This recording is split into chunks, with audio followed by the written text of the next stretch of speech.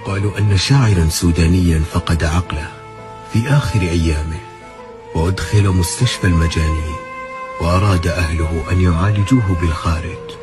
وفي المطار رأى امرأة جميلة برفقة زوجها، فأطال النظر إليها، والزوج يحاول أن يمنعه، فأنشد يقول: على الجمال تغار منا، ماذا علينا إذا نظرنا؟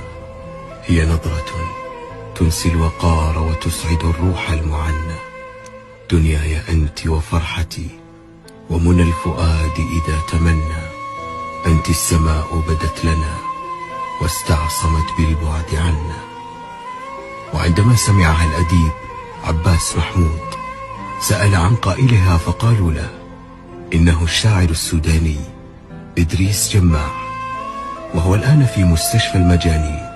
قال: هذا مكانه، لأن هذا الكلام لا يستطيعه ذو الفكر.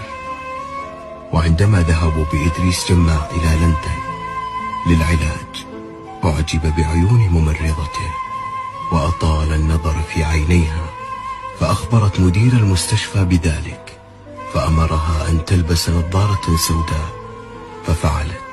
وعندما جاءت نظر إليها جماع وأنشد: والسيف في الغمد لا تخشى مضاربه، وسيف عينيك في الحالين بتار.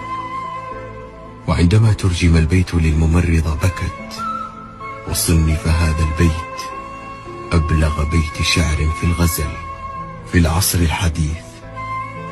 وهذا الشاعر إدريس جماع هو صاحب الأبيات الشهيرة التي يقول فيها: إن حظي كدقيق فوق شوك نثروه، ثم قالوا للحفاة في يوم ريح اجمعوه، عظم الأمر عليهم ثم قالوا اتركوه، إن من أشقاه ربي كيف أنتم تسعدوه.